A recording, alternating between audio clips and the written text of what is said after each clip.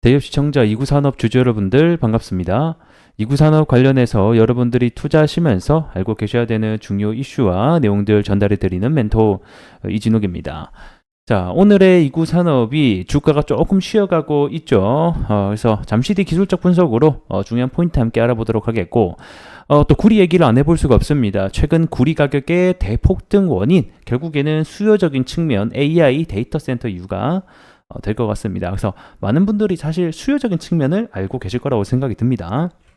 결국에는 가격 같은 경우에는 수요적인 측면뿐만 아니라 이 공급적인 측면이 또 어떻게 되냐에 따라서 함께 올라갈 수 있기 때문에 오늘은 이 공급적인 이유를 조금 구체적으로 함께 알아보는 시간들 가져보도록 하겠습니다. 자, 영상 길게 끌지 않고 핵심만 딱딱 짚어서 여러분들과 재밌게 얘기해 볼 테니 집중하시면서 가보도록 하겠습니다.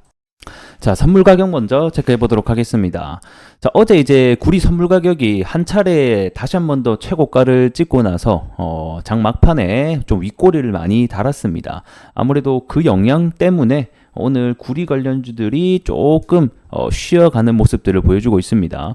어제 상한가를 찍었던 대창 그리고 시간 외로 상승이 나왔던 KBR 메탈을 제외하고 나서는 이 대부분 구리 관련주들이 현재 조금 조정세에 들어가 있다.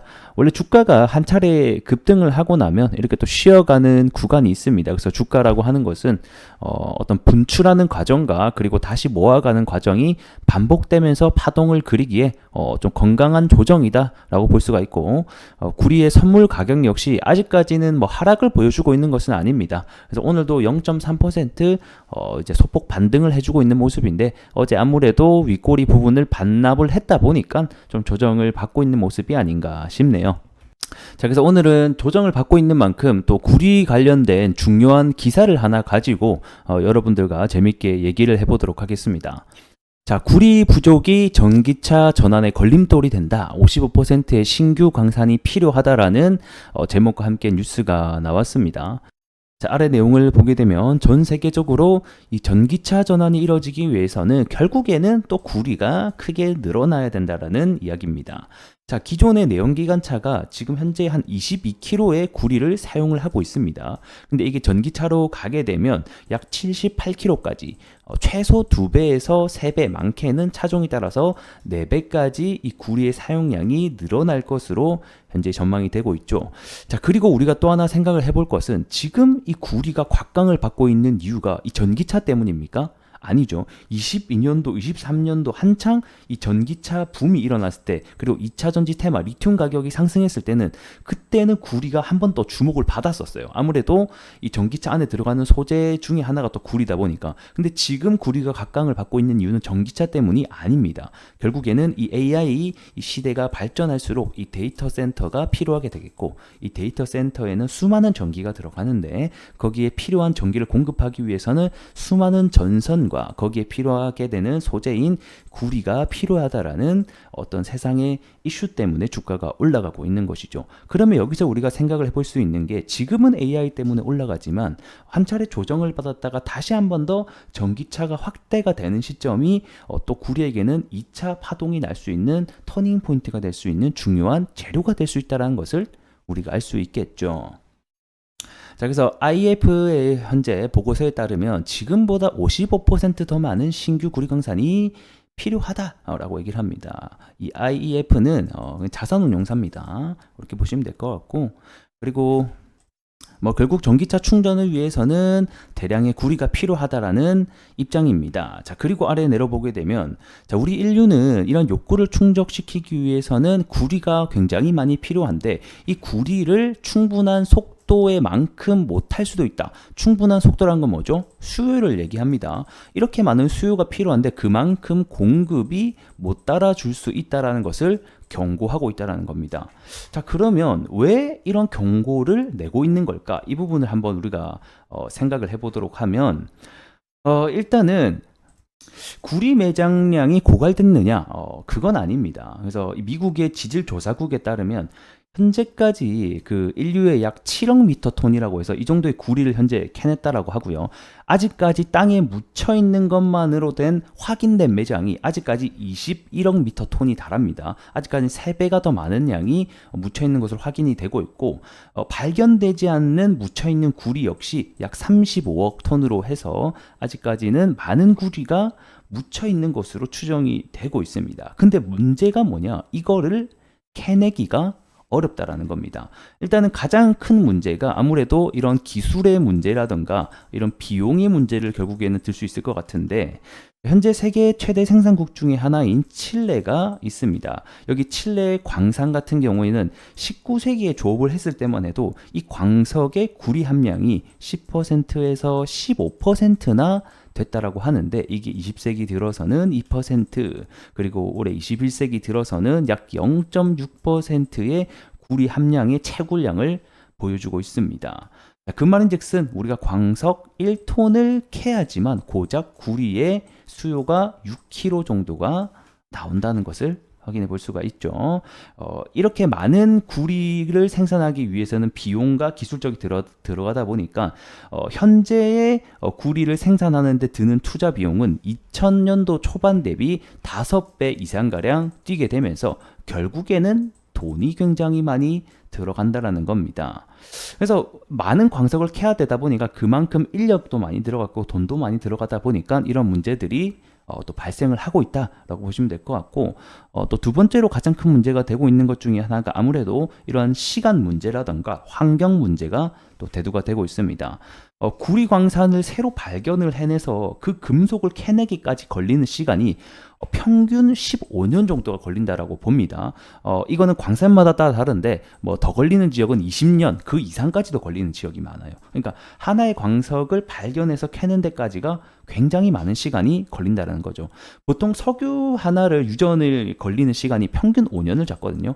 그에 비하면 못해도 3배, 4배 이상의 시간이 걸리다 보니까 그만큼 캐내기가 어렵다. 공급적으로 우위를 점하기가 힘들다라고 얘기합니다.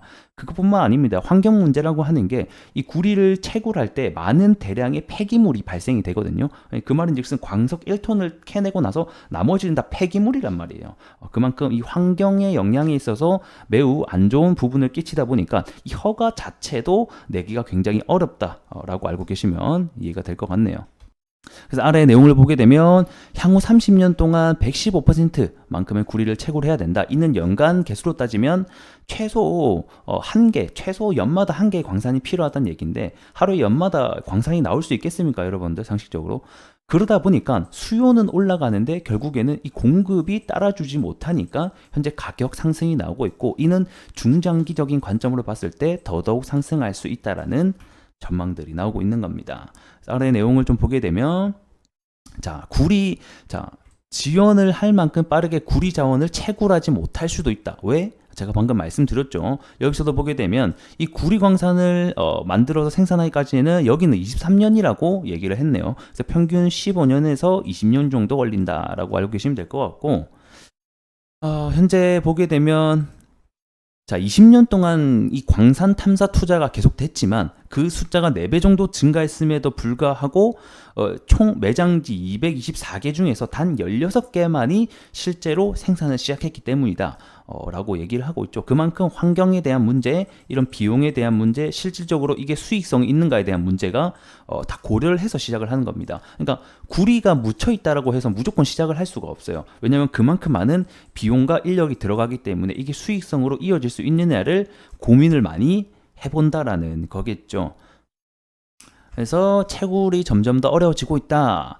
아직까지 생산을 승인을 받지 못하고 있다. 2014년도에 채굴을 승인한 것도 아직까지 이 생산에 대한 부분이 승인이 안 나고 있다라고 얘기하죠. 이만큼 이 구리 공급을 따라가기가 어렵다라고 얘기를 하는 겁니다.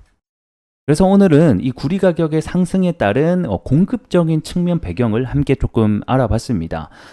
많은 분들이 직장을 다니시면서 구리 가격이 상승하는지는 알겠는데 왜 상승을 하고 있는지에 대한 이런 디테일한 부분을 많이 놓치실 거라고 생각이 들고, 사실상 시간을 내면서 이런 거를 다 확인하기가 어렵다라고 생각이 듭니다.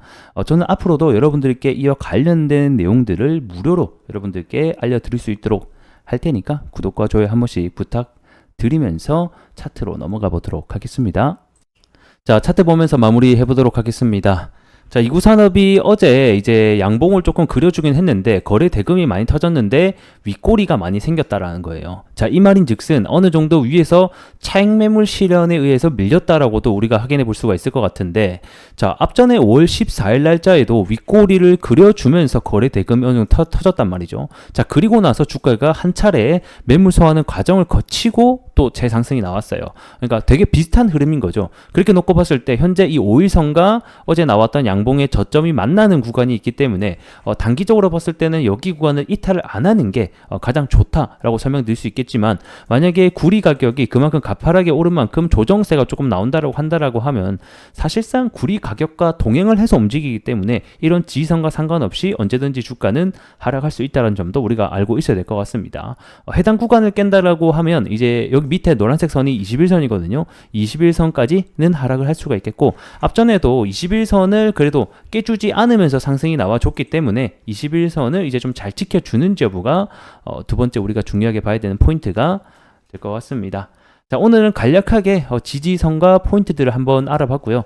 단기적으로는 다시 한 번 더 여기서 전고점 8,400원을 트라이를 할 수가 있겠고, 만약에 여기를 이제 돌파한다라고 하면 그때부터는 우리가 만원대 심리적인 가격선을 놓고 봐야 되지 않겠나, 이렇게 보고 있습니다. 자, 오늘 영상은 여기서 조금 마무리를 해보도록 하겠고요. 저는 또 다음 시간에 더 나은 내용으로 여러분들께 인사드릴 수 있도록 하겠습니다. 고맙습니다.